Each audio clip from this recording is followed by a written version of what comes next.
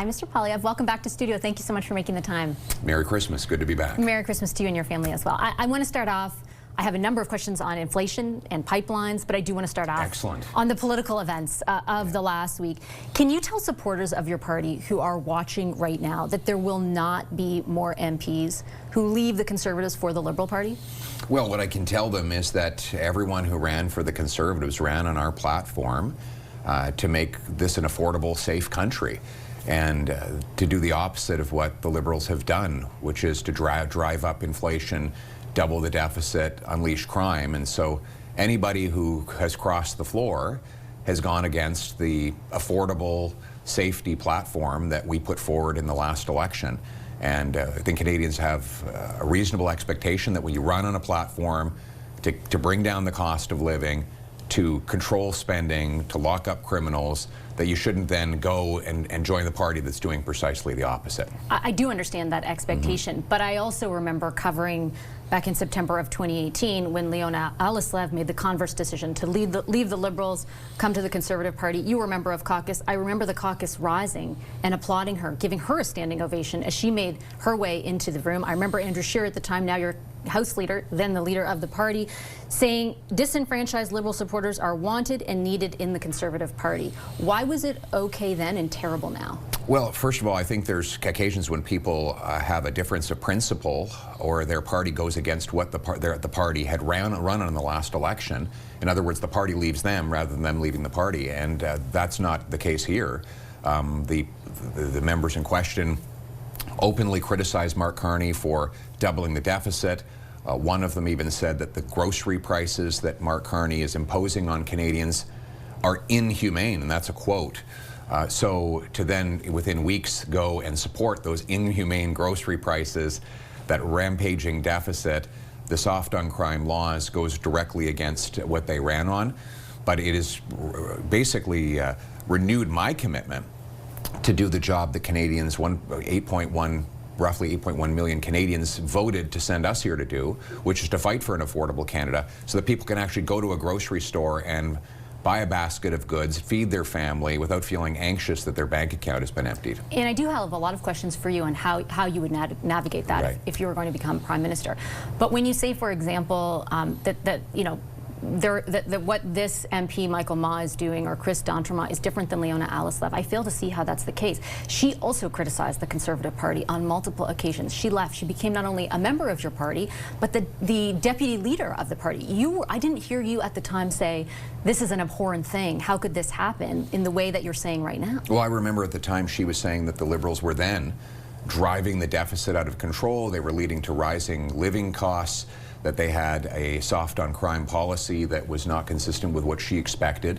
And that's why we have to focus on making the lives of Canadians safe and affordable again. That has been my mission in this session of Parliament, and it's certainly going to be the mission when we get back, because frankly, people need hope again that things can get better and that they don't have to live in an unaffordable, unsafe country where they're in debt and in danger, that things can actually get better. We're the only party that will make them better. I didn't hear you say that you unequivocally don't think other MPs will leave for the Liberals. I asked because two Liberal ministers, Minister McKinnon, Minister Hodgson, have both intimated that there are others who have approached them. If MPs in your party were happy with you and your leadership, wouldn't they stay? Well, I think the ministers you just mentioned, along with Mr. Carney, are trying to manipulate an undemocratic majority that Canadians rejected that would drive up grocery prices, housing costs, and crime. Canadians voted against the rampant inflation Liberals have caused.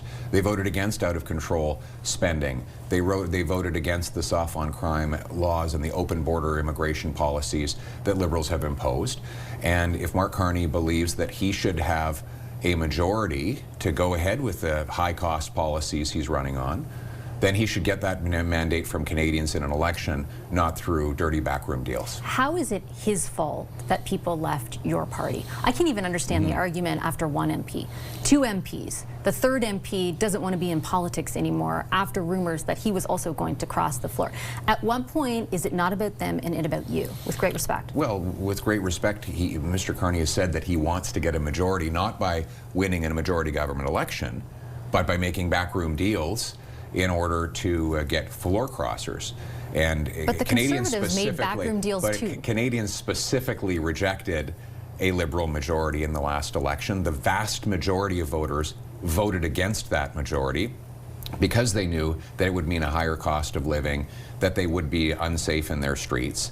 And it is undemocratic through a series of backroom deals, Mr. Carney to try and concentrate more power and money in his own hands rather than allowing the Canadian people's decision to stand. So we believe in holding the government to account for the broken promises, but also proposing positive ideas that will make life more affordable and safer. That's what we've done for the session, and that's what we're going to be doing in the new Parliament. If you can't convince your entire own caucus of that, how will you convince Canadians? Well, how will I convince Canadians? We'll be going into communities, into community halls, meeting with people at grocery stores and coffee shops to talk to them about getting rid of the industrial carbon tax, lowering the income taxes, cutting back on the new fuel taxes Liberals are bringing in so that people can actually afford to eat, heat, and house themselves. So that's how we're going to do it. But I'll put to you again, you could not convince two of your own MPs that those ideas were enough to stay in the party under your leadership. And again, I'll put to you with great respect, I look at public opinion polling. Every single one of them has your party and the Liberals neck and neck, within 1 or 2 points of each other. But when you look deeper at your own personal numbers, the divide between you and the leader of the Liberal Party, the Prime Minister, is far more significant. You were supposed to win this election, you lost it, you didn't hold your own seat. You have now lost 3 MPs. At what point are you a liability to the Conservative Party? Well, we added 2.5 million votes. We had the biggest vote count in our party's history. We got 25 more seats, the biggest share of votes since 1988. Why? Because I ran on restoring the promise of this country, that anybody who works hard gets a good life, gets an affordable home, a safe street. And that vision brought people to our party in record numbers. We've led the debate on inflation, carbon taxes, crime, immigration, natural resources, drugs, and more, to the point where the Liberals have to plagiarize our words, even though if they don't actually put them into practice. So we've been driving the debate under my leadership, and we're going to continue to demonstrate that if Canadians want those policies that Liberals keep pretending to support, they're actually going to have to vote for the real deal in the next election. But you lost. At the end of the day, you lost, right? And I just don't understand kind of how, after all of that, and I'm not taking away from the election result, the significance of it, and certainly I've directed a lot of those questions at the Liberals to try and hold them to account. But there is absolutely zero sense of contrition on your part, particularly after the loss of these 2 MPs. Why?